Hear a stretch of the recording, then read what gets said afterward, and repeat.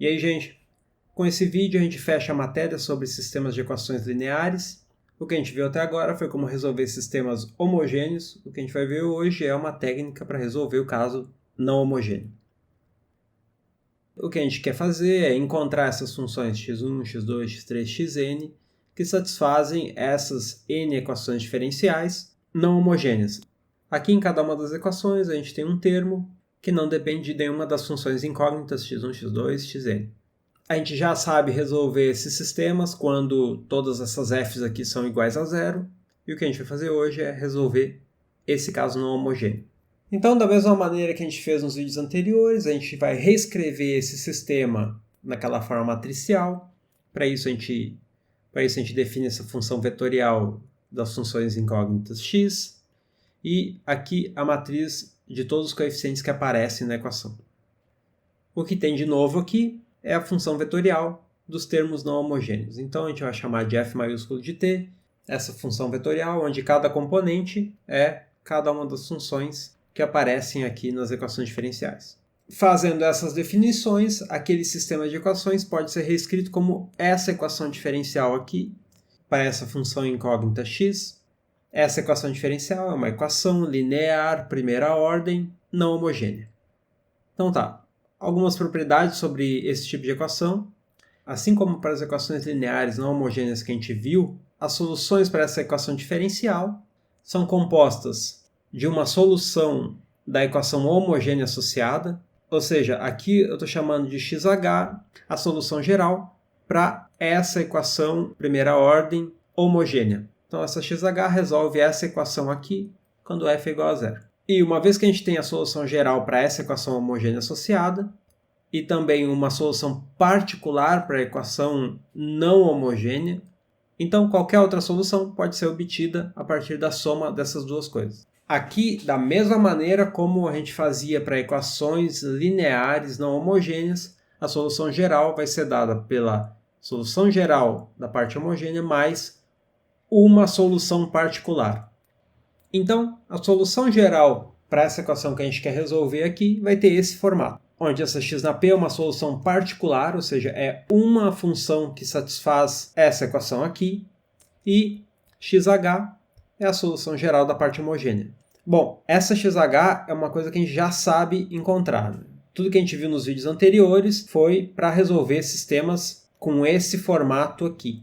Então, essa primeira parte da solução geral a gente já sabe encontrar. O que falta é ver uma técnica para encontrar a solução particular. Então, hoje, o que a gente vai ver é basicamente como encontrar uma solução particular para uma equação não homogênea. Lembrando que a solução geral de um sistema homogêneo como esse daqui é dado por essa soma de n soluções linearmente independentes para aquela equação homogênea, e aqui a gente tem essas constantes arbitrárias. Então, para encontrar a solução geral da equação homogênea, a gente construía aqui essas n soluções linearmente independentes, daí qualquer outra solução é a combinação linear dessas aí. Então, ainda com a equação homogênea associada, agora eu vou reescrever essa solução geral da equação homogênea da seguinte maneira. A partir dessa combinação linear geral, como cada uma daquelas soluções x1, x2, xn é uma função vetorial, então são funções que têm essa cara aqui, e agora essa soma é a mesma coisa que esse produto matricial aqui. Ou seja, se eu montar aqui uma matriz onde cada coluna é uma dessas soluções aqui, x1, x2, aqui essa última coluna é essa última solução xn. Então, essa soma que aparece aqui, a soma que dá origem a essa solução geral da parte homogênea, é a mesma coisa que pegar essa matriz que eu estou definindo, vezes esse vetor aqui das constantes arbitrárias. Então, essa solução xh pode ser reescrita como essa matriz aqui vezes esse vetor de constantes arbitrárias. Então, chamando aquela matriz ali de φ de t e aquele vetor de c, o que eu estou fazendo é escrevendo a solução geral da parte homogênea como esse produto φ vezes c. Onde φ, então, é essa matriz onde cada coluna é uma das soluções LI para a equação diferencial e c é um vetor das constantes arbitrárias. Então, para qualquer escolha dessas constantes C1, C2, Cn que eu faça, o resultado dessa operação aqui vai ser uma solução para essa equação homogênea. Isso quer dizer, então, que, em particular, todas as colunas dessa matriz φ satisfazem a equação diferencial. E isso é verdade porque as colunas são, cada uma delas, soluções da equação diferencial. Portanto, vale essa igualdade aqui. Se a gente derivar toda essa função aqui dada por essa matriz com relação a t, o resultado disso vai ser a mesma coisa aqui, a vezes aquela matriz. Então, aquela matriz φ que a gente definiu satisfaz essa equação diferencial aqui. E a gente vai usar isso para construir as soluções particulares. Bom, essa primeira linha está o resumo de tudo que a gente fez até agora, que é quase nada. Mas o que a gente vai fazer é, para encontrar a solução particular, a gente vai procurar por uma solução particular que tenha essa cara aqui. O que eu estou fazendo? Aqui a gente está pegando a solução da parte homogênea e está deixando que esse vetor que aparece aqui, o vetor que antes era um vetor de constantes, que ele agora possa ser substituído por um vetor de funções de t também. Então, isso aqui é muito parecido com o método de D'Alembert que a gente viu. Então, a gente está procurando por uma solução, pegando a solução que a gente conhece e multiplicando por uma função de t. Claro, aqui com as devidas adaptações, que a gente está trabalhando com matrizes e vetores ao invés de só funções escalares.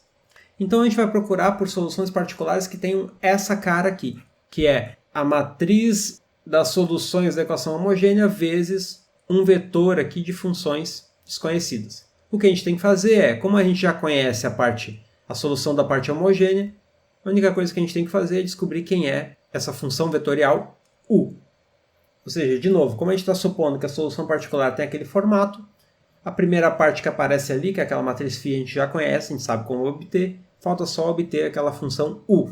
E para isso, se a gente está procurando por uma solução que tem esse formato, vamos substituir esse formato na equação diferencial e ver o que aparece de condição sobre essa função que eu não conheço, u. Então, substituindo na equação diferencial, eu vou obter isso aqui. Notem que como xp é um produto, então aqui, quando eu for derivar aquele produto, vai aparecer uma coisa do tipo regra do produto. Notem que aqui eu derivei primeiro a φ, multipliquei por u, depois eu mantive a φ, multipliquei por u'. Agora, notem que a função φ ela satisfaz essa identidade aqui, ou seja, φ' é igual a vezes φ. Então, φ' é igual a vezes φ. Como aqui eu estou multiplicando por u e aqui também, então todo esse termo aqui é igual a todo esse termo aqui. Então eu posso cancelar e assim sobra só essa relação aqui. Agora, essa parece ser uma relação muito boa, porque eu conheço isso aqui também da equação diferencial, portanto, se eu conseguir isolar esse vetor u', depois eu só preciso integrar o resultado e acabou. Então, essa equação aqui promete ser suficiente para a gente encontrar não o vetor u, mas a derivada do vetor u. E daí é só integrar cada coordenada e pronto. Ou seja, o que essas continhas aqui estão dizendo é o seguinte: esse produto aqui vai ser uma solução particular para a equação não homogênea, desde que essa função vetorial u satisfaça essa identidade aqui.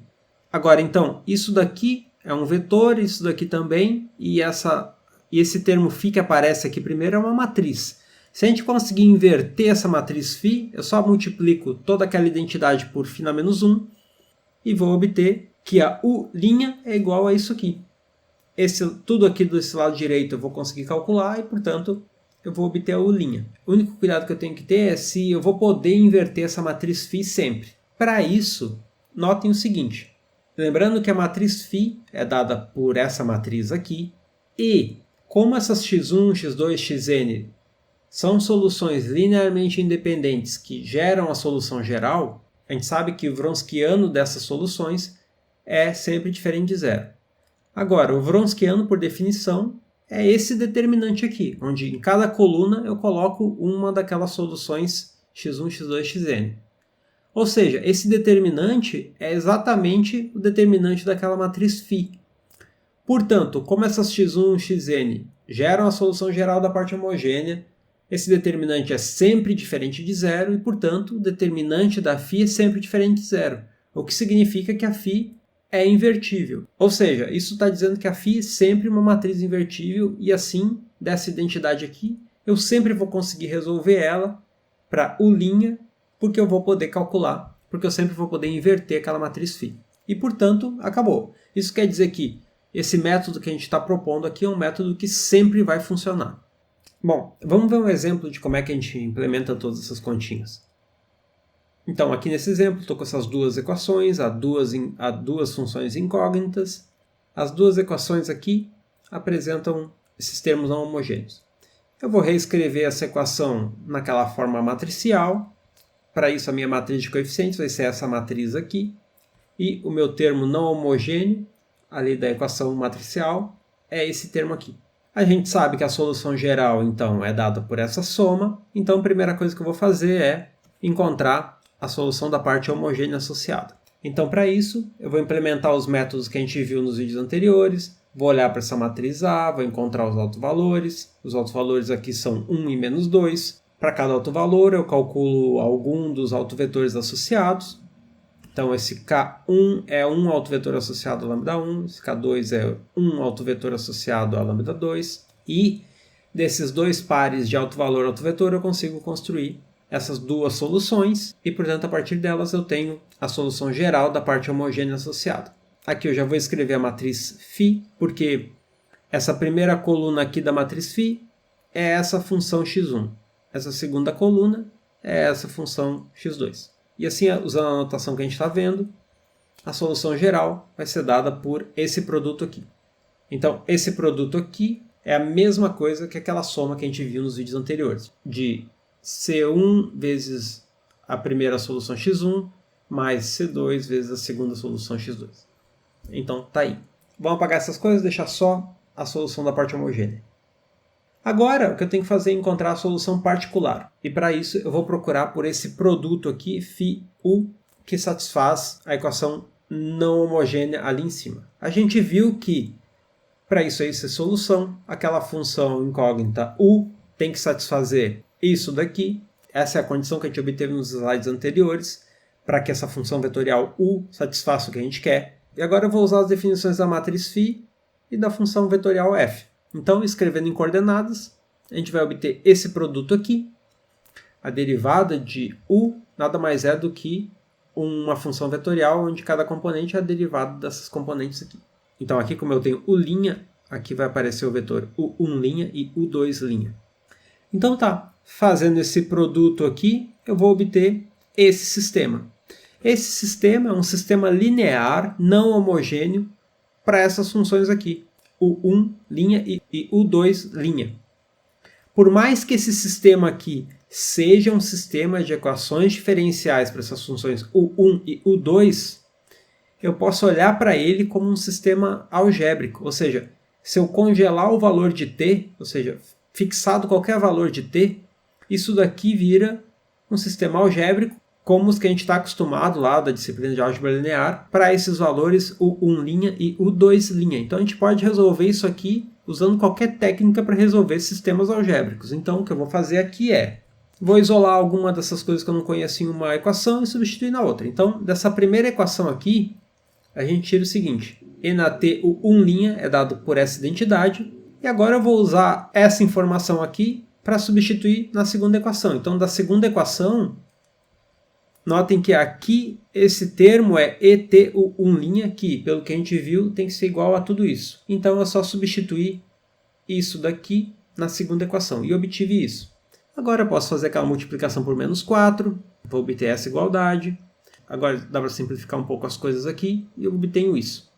Notem que do lado esquerdo eu tenho só um termo que envolve U2', e do lado direito eu não tenho nada envolvendo U2'. Então, eu posso resolver isso aqui para U2'. Vou dividir tudo por 3 e multiplicar por E na 2t, e daí eu obtenho isso daqui. Agora, para encontrar quem é a U2, basta eu integrar essa identidade. Então, vamos limpar um pouco aqui. Então, integrando essa identidade, eu obtenho que a U2 é dada por essa função. Aqui eu não preciso colocar a constante arbitrária, porque a gente está procurando só por uma solução particular. A gente não está procurando por uma família de soluções particulares. A gente só precisa de uma. Então, é por isso que aqui eu não vou colocar essa constante arbitrária. E está aqui. Agora que a gente sabe quem é U2, eu posso usar essa equação aqui de novo e obter U1. Antes, já vamos registrar ali em cima. Então, aqui no vetor u, eu já vou registrar essa informação que eu obtive. Vou substituir o 2 por aquela função ali. Agora, basta eu encontrar quem é o 1. E para isso, agora eu vou substituir a informação que eu tenho da U2 nessa equação. Substituindo, eu vou obter essa identidade. Agora eu vou distribuir esse produto aqui. E multiplicando por n a menos t, eu obtenho que o 1' é dado por essa função. Então, se a derivada de u1 é essa função de t, basta eu integrar que eu obtenho a função u1, ou alguma delas. Né? Lembrando, estou procurando por uma solução particular, então não preciso daquela família aqui gerada por essa constante arbitrária. Só substituir essa informação que a gente obteve agora, aqui na u, e pronto. Agora a gente já sabe quem é essa função vetorial u, e como eu já sei quem é a φ também, eu sei quem é a solução particular. A solução particular, então, vai ficar assim. Aqui a única coisa que eu fiz foi substituir a φ aqui, substituir a função vetorial u aqui, e como tinha aqueles quocientes, eu só simplifiquei um pouco aquelas funções para deixar quociente só aqui fora. Só para não deixar muito carregado aquele vetor, mas isso aí é só estética, podia ter deixado assim também. E tá aí a solução particular. Se quiser, pode efetuar esse produto que aparece aqui, ou pode deixar assim mesmo. E agora, eu sei quem é a solução da parte homogênea, sei quem é a solução particular, então a solução geral vai ser dada por a soma dessas coisas. E acabou. Aqui, da mesma maneira como acontecia lá nas equações lineares, as constantes arbitrárias elas ficam só na solução geral da parte homogênea. A solução particular, que é essa xp, não tem constantes arbitrárias, não tem nenhuma liberdade nessa função xp. Todas as liberdades estão na parte homogênea da equação. Então tá, com isso a gente encerra o assunto de sistemas de equações lineares. Façam os exercícios, mandem dúvidas no fórum e é isso. Tchau!